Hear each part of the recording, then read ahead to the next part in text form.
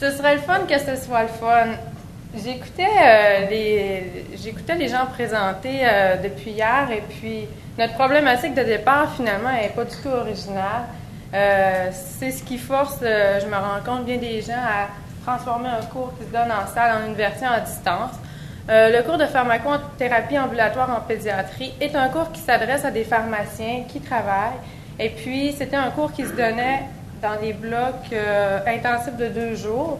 Puis, on s'est rendu compte que c'était difficile pour nos pharmaciens de s'inscrire à ces cours-là. Alors, le développement d'une version à distance s'est un peu imposé. On savait par contre que la satisfaction des étudiants par rapport à la version en salle était élevée. Puis, on ne voulait pas faire une version à rabais de ce cours-là. Alors, moi, j'ai dit, il faut que ce soit le fun. Moi, je veux tout le temps que ce soit le fun. Puis là, il faut que ce soit le fun. On avait 2 conseillers en formation. Et il faut qu'ils s'amusent parce qu'une autre réalité qu'on a en pharmacie, c'est que la compétition par rapport à la formation continue pour les pharmaciens est énorme. Il y a plein d'organismes qui offrent de la formation. Puis, si on recule en 2006, là, c'est peut-être un peu moins vrai, mais les pharmaciens sont invités dans des beaux endroits, c'est gratuit. Alors, quel est l'intérêt de s'inscrire à un cours plate, hein? Fait que c'est un peu notre problématique de départ.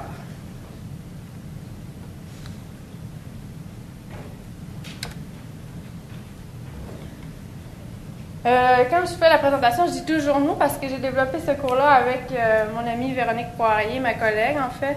Et puis, la seule raison pour laquelle c'est moi qui présente aujourd'hui, c'est qu'on trouvait que physiquement, je fitais avec le thème plus qu'elle. On va profiter de ça. Nos préoccupations de départ, on avait déjà les commentaires de l'évaluation du cours en salle. Et puis, on savait qu'il y avait certaines choses que les étudiants appréciaient. Alors, on a dit, il faudrait essayer de conserver le niveau d'interactivité et d'intérêt. Les étudiants aiment principalement avoir accès à des conférenciers experts qui vont partager leur riche expérience. Alors, on dit, comment on peut conserver ça avec une version à distance? Ils aiment aussi interagir entre eux. Faut pas que je bouge, Jean-Paul. Tu me diras si je sors du champ, parce que je voudrais pas. Alors, oui, c'est ça. Ils aiment interagir entre eux. La pratique de la pharmacie, c'est un métier relativement solitaire. Le pharmacien est presque toujours tout seul à prendre des décisions quand il y a des cas, des choses. Il peut rarement en discuter. Il est presque toujours tout seul. Alors, ces cours-là où ils se rencontrent, ça leur donne l'occasion d'échanger. « Ah, moi, il m'est arrivé tel cas. Qu'est-ce que vous auriez fait? » Durant les pauses, durant les heures de dîner, c'est quelque chose qui était enrichissant pour dire « Il faudrait peut-être essayer de garder ça. » En lisant les objectifs du cours de la version en salle, on s'est dit « Ouais, il faut revoir ça. Ça ne cadrait pas vraiment. » C'était des objectifs très axés sur le contenu. Puis, dans le fond, c'était pas le réel objectif qu'on poursuivait avec le cours. Alors, on a dit « Il faut revoir nos objectifs. » Puis, on voulait vraiment avoir une cohérence entre nos objectifs, les activités d'apprentissage. Et puis, Bruno Dubois, qui est conseiller en formation à la faculté, nous a forcé à considérer l'évaluation très tôt dans la structure de ce cours-là pour avoir quelque chose qui était vraiment bien arrimé. Une dernière préoccupation, comme je vous l'ai dit, ce sont des pharmaciens en exercice, ce ne sont pas des néophytes, ce sont des gens qui ont déjà un bagage, déjà une expérience. Ils viennent faire la mise à jour. On a dit, il faut mettre à profit l'expertise de ces professionnels-là qui est bénéfique dans le fond. Alors, c'était un peu nos préoccupations de départ. Pour pouvoir arriver à répondre à toutes ces préoccupations-là, on s'est rapidement rendu compte que c'était pas avec un type d'activité qu'on allait y arriver. Ça allait nous prendre différents types d'activités, d'apprentissage pour arriver à tout ça. D'abord, pour pouvoir évaluer nos différents objectifs, nos attentes, pour pouvoir faire évoluer les gens un peu de façon réelle par rapport au rôle du pharmacien. Alors, on a développé différentes activités. Puis, comme le disait M. Paulvin tout à l'heure, c'est un peu la raison pour laquelle le cours a été primé. Alors, c'est surtout là-dessus que je vais axer ma présentation, donc de vous présenter les différents types d'activités. Eux, qu'en pensent-ils?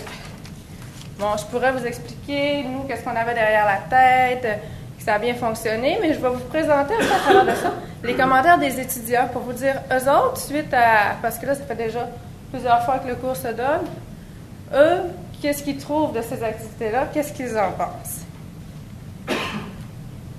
Je Je vous laisse lire mon avertissement en partant, par exemple.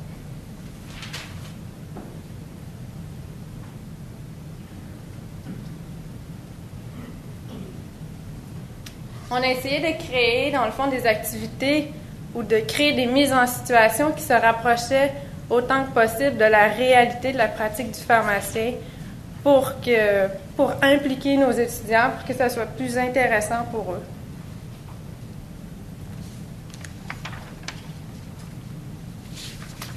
Alors, le dossier d'apprentissage, je vais maintenant aller vous montrer dans le site du cours. Le dossier d'apprentissage est la première activité que l'étudiant doit faire en commençant le cours. C'est maintenant très à la mode, le dossier d'apprentissage, là, pour tout l'aspect réflexif. C'est un petit peu plus nouveau quand on a créé le cours, surtout dans les cours de pharmacie. Disons qu'on n'avait pas trop l'habitude de faire réfléchir nos étudiants sur leurs forces, leurs faiblesses, leurs attentes. Alors, ce qu'on voulait, nous, c'était qu'ils se commettent un peu par rapport au cours. Alors, comment fonctionne le dossier? C'est qu'en tout début de parcours, au tout début du cours, ils doivent en fait expliquer quelles sont leurs attentes, situer leur formation, leur expérience, quels sont leurs objectifs personnels par rapport à ce cours-là. Puis, qu'est-ce qui est particulier, c'est que nous aussi, on avait beaucoup de contenu, beaucoup de modules. Puis, en fait, c'était un cours de 3 crédits qu'on a divisé en 3 petits cours de 1 crédit. Puis, plutôt que de couper ou de leur faire beaucoup de contenu, on s'est dit, pourquoi ne pas les faire choisir?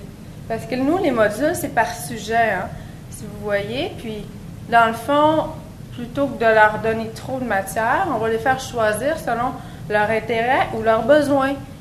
Si vous voyez, par exemple, ici, l'étudiant a sélectionné 5 modules. Ils doivent en faire au moins 5 parmi les 7.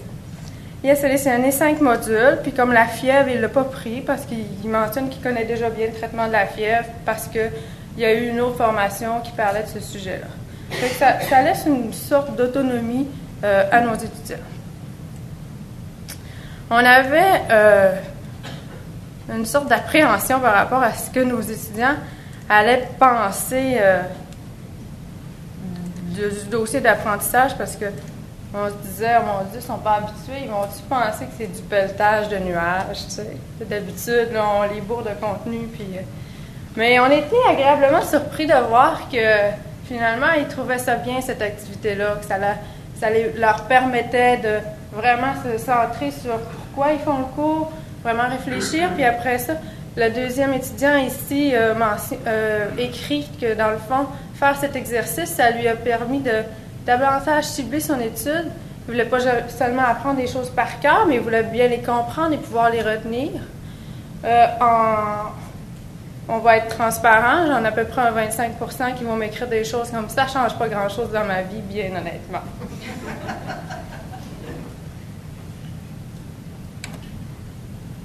Lecture et résumé de l'expert. Bon, évidemment, les lectures, c'est beaucoup des articles scientifiques. Quand on avait le cours en salle, c'est toujours un expert qui vient présenter avec un PowerPoint.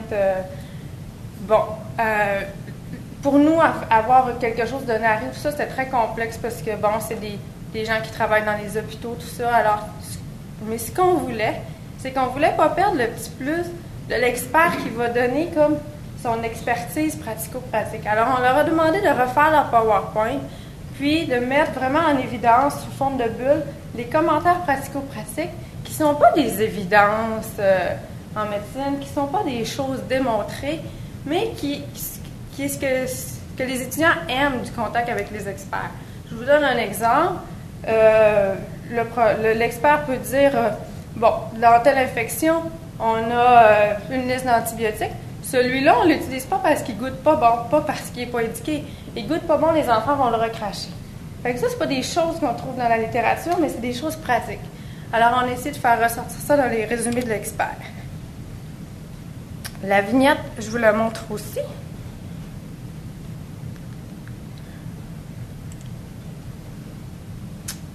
Là, vous allez voir ma vignette, puis tantôt, vous allez voir la présentation de M. Sasseville, puis vous allez peut-être voir des petites similitudes. C'est moi qui ai copié sur lui. Il avait présenté son cours, puis j'avais trouvé l'idée bonne, alors j'ai copié. Maintenant, je l'ai dit. Non, mais quand les gens ont des bonnes idées, hein, c'est pour ça qu'il y a ces genres de présentations-là. On appelle ça du transfert d'expertise. Ah, bon. La vignette est une des activités qui est peut-être les plus appréciées des étudiants. Alors, les fesses de Raphaël. Qu'est-ce qu'elles ont, les fesses de Raphaël? On a toujours une description de cas, avec ensuite une question. Bon, ici, c'est le cas d'un petit garçon qui a un érythème fessier. Que suggérez-vous à la maman de Raphaël? On va avoir 3 choix de réponse qui ne sont pas nécessairement une bonne et 2 mauvaises, là. Il y en a toujours, dépendamment de l'angle dans lequel on le prend, il peut y avoir plus d'une bonne réponse. Mais ce qui est important, c'est que l'étudiant justifie pourquoi il a choisi une des réponses et aussi, il va justifier pourquoi il n'a pas choisi les 2 autres réponses.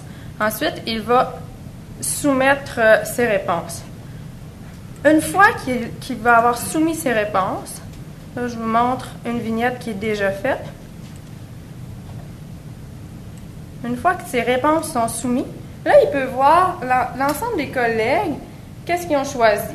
Là, c'est une version, c'est pas une vraie version du cours parce qu'on n'en avait pas cette session-ci, là, mais j'aurais pas beaucoup de justifications. Mais bon, 100% des gens ont choisi A et il peut aller voir les justifications de ses collègues qui vont apparaître de façon anonyme, par exemple. OK? Puis, il peut également voir l'opinion de l'expert qui est disponible. Puis ça, une fois alors, dans le cas de notre nouveau-né, vous avez 3 choix, l'acétaminophène, la codéine ou la morphine. Le premier choix, qui était l'acétaminophène, est l'option à privilégier. Ça va toujours être notre premier choix en analgésie chez un nouveau-né. On va donner une dose de 15 mg par kilo. Nous non plus, on n'a pas retouché. C'est des one-take, c'est des vidéos qui sont faites de façon très simple. Les étudiants apprécient beaucoup avoir immédiatement, une fois qu'ils ont soumis leur réponse, l'opinion de l'expert.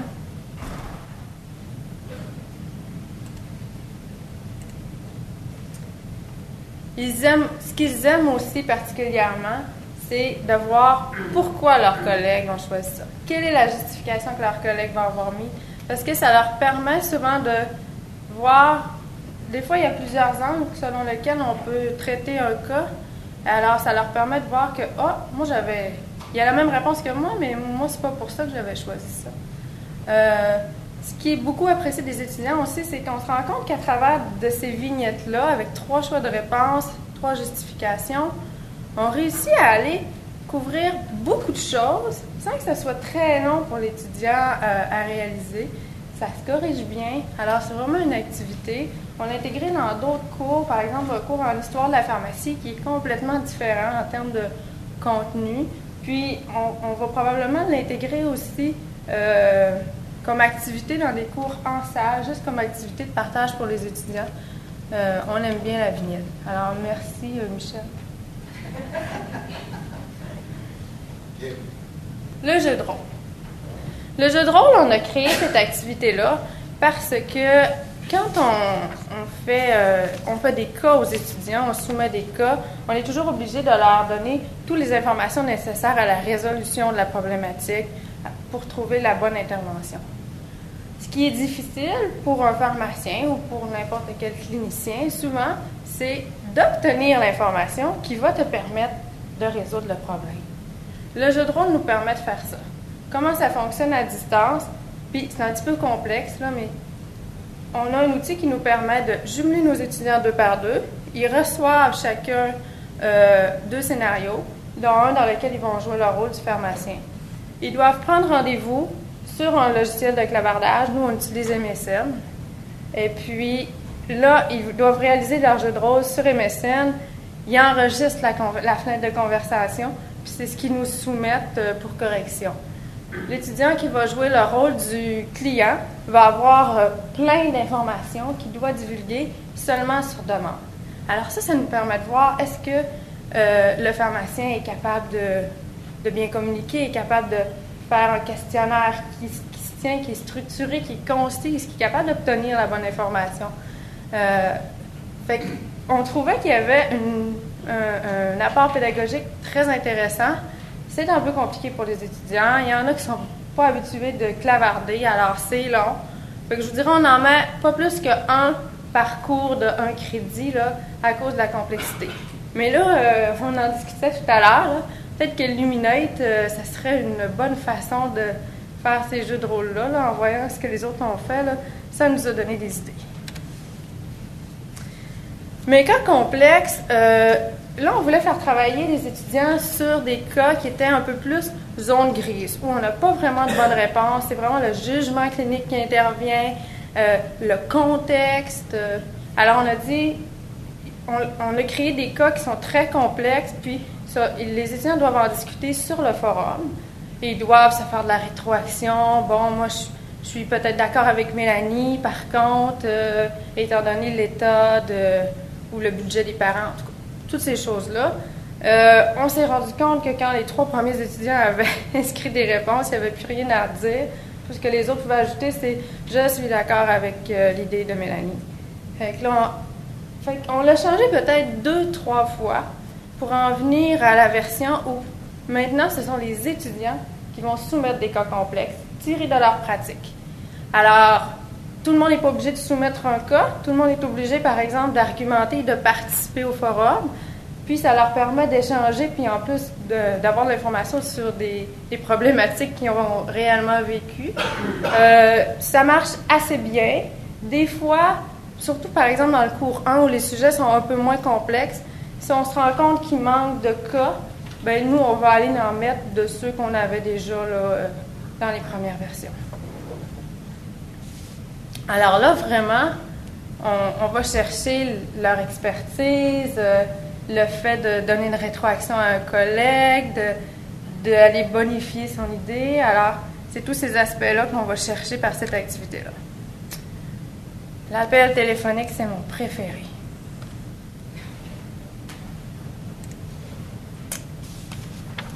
Lequel je voulais montrer? OK. L'appel téléphonique, là, on s'est dit, dans toutes ces activités-là, l'étudiant a toujours le temps de réfléchir, sauf peut-être dans le jeu de rôle où c'est plus instantané, mais dans le quotidien d'un pharmacien, il faut constamment répondre à des demandes d'informations, à des questions. C'est pas vrai qu'on a tout le temps d'aller voir dans notre livre pour revenir avec la réponse. On a dit, il faut les mettre un petit peu en situation de stress. Ils ont besoin de ça. Alors, on a créé l'appel téléphonique. Je voulais vous montrer vaccination. L'appel téléphonique,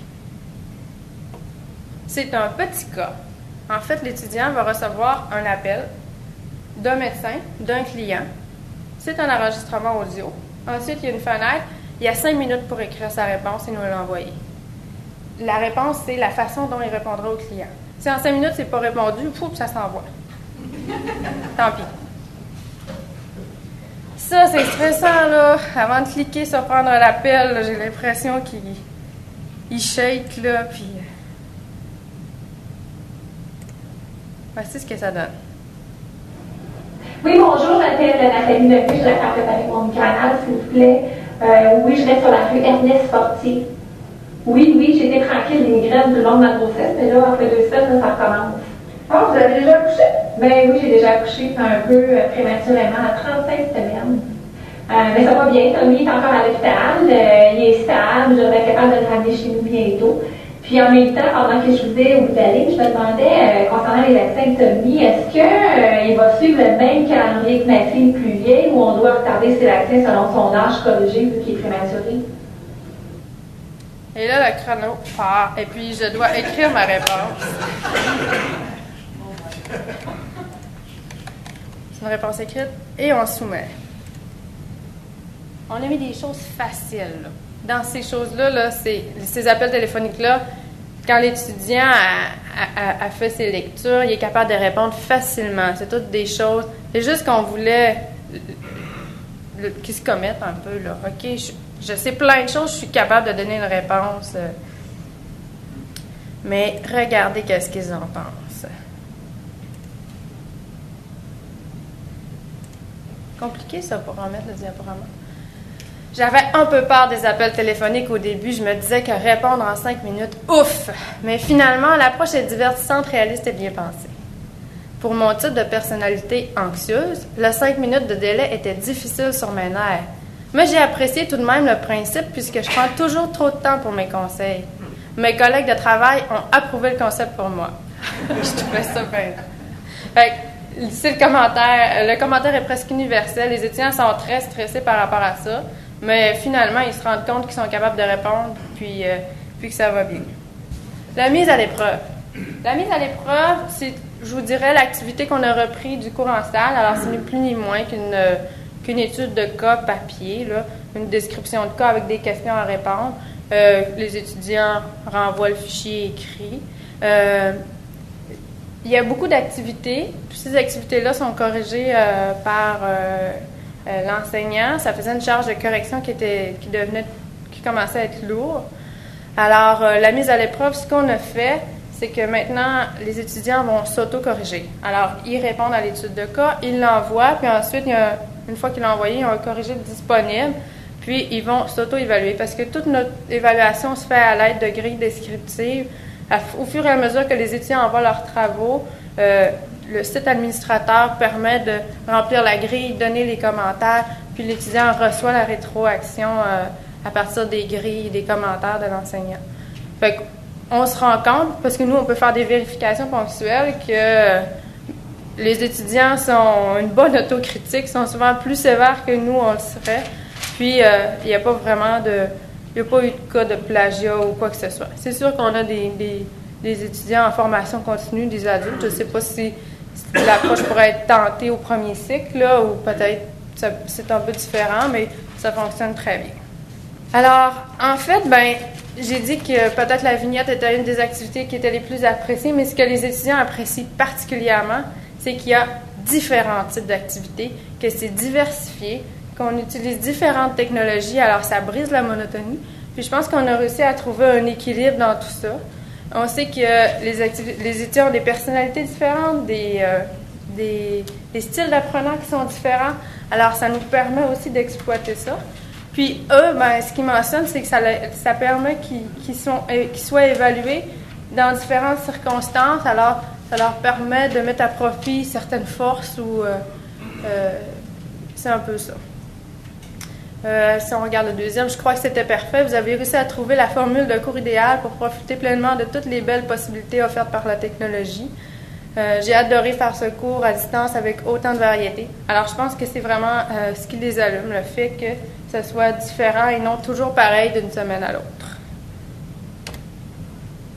C'est déjà fini? Je suis contente. Un gros à Véronique qui a collaboré, a contribué à ce cours-là autant que moi. Maintenant, c'est surtout elle qui le donne. Jennifer Simard, qui était une étudiante multimédia qui nous a tout développé parce que pour les activités comme l'appel téléphonique ou les choses qu'on voulait faire, là, WebCity nous le permettait pas. Alors, c'est vraiment un site de cours à part.